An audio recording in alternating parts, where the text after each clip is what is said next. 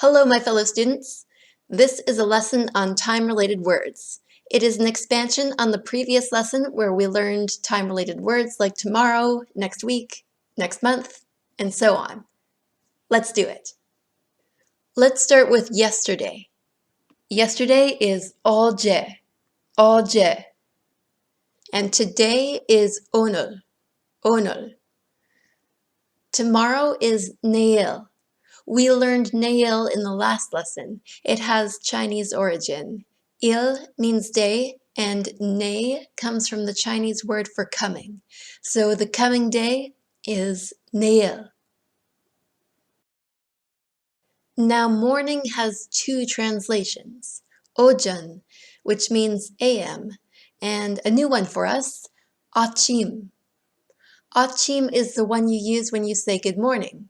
You say 좋은 아침. And 아침 can also mean breakfast, morning, 아침 and 오전. Afternoon, we learned before, it means PM as well, and that word is 오후. Afternoon, 오후. Tonight can be said two ways. You can say this night, 이 밤, or today night, 오늘 밤. Tonight, 오늘 밤 and 이 밤. Okay, now I want to teach you the seasons. Spring, summer, fall, winter. Spring is 봄, 봄. Summer is 여름, 여름. Fall is 가을, 가을. And winter is 겨울, 겨울. 봄, 여름, 가을, 겨울. Have you noticed the Korean name of Big Bang's song, Still Life? 봄, 여름, 가을, 겨울. And in case you need it, here is a quick chart of the days of the week and months of the year. This brings us to the main focus of this video, the words for next and last. Let's start with next. We already learned next week, next month, next year. 다음 주, 다음 달, and 내년. 다음 means next in Korean, and the 내 in 내년 is like the 내 in 내일. It's derived from Chinese and it means coming. 내년 is the coming year. But there are other ways of saying next in Korean. Here they are. 다음, 다가오는 or 오는, 이번, 올해, and 내년. 다가오는, 오는, and 다음 are used in the same way. You can use them to say next or upcoming. You see this O in 다가오는 and 오는? That comes from the verb to come, 오다. Use that to help you remember that 다가오는 literally means upcoming, and 오는 literally means coming.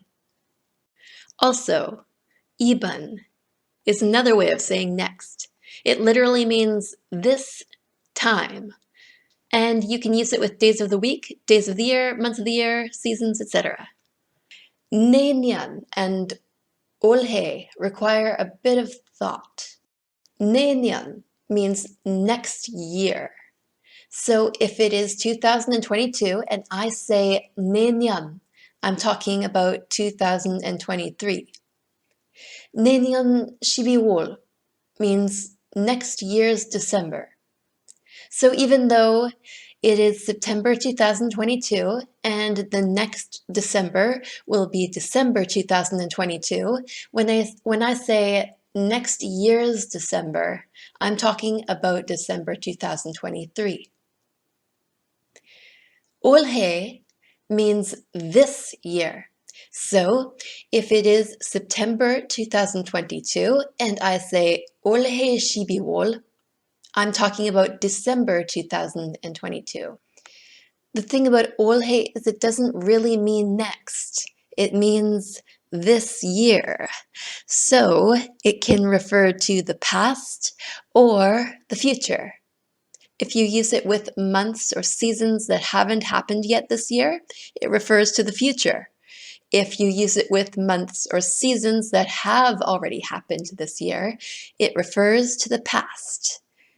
When it is September, I can say this year's January, 올해 1월, to talk about the past. Or I can say this year's December, 올해 12월, and I'm talking about the future. You see? So that is how you say next. And now, last. You can say last spring using 지난, 작년, 저번, or the one we just learned, 올해. Remember again, 올해 means this year's. So if you want it to mean last, you have to use it with months or seasons that have already happened this year.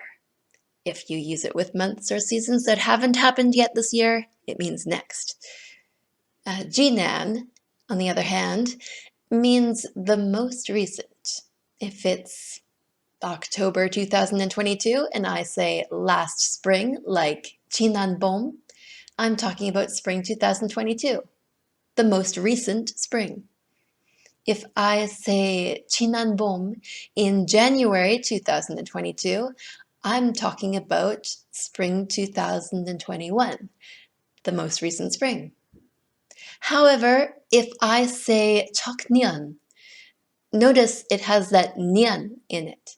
And 년 means year. 작년 means last year. So 작년 봄 means last year's spring. For example, if it is 2022 and I say 작년 봄, I'm talking about spring 2021. No matter what day in 2022 it is, if I say 작년 봄, I mean spring 2021. 저번 is like 이번. Do you remember how 이 means this and 저 means that? 번 means time. So 저번 means that time, as in that time in the past. So here's a summary of everything we learned in chart form. The usual links are in the description. Thank you for studying with me. And because this is a vocabulary lesson, here's a short flashcard game.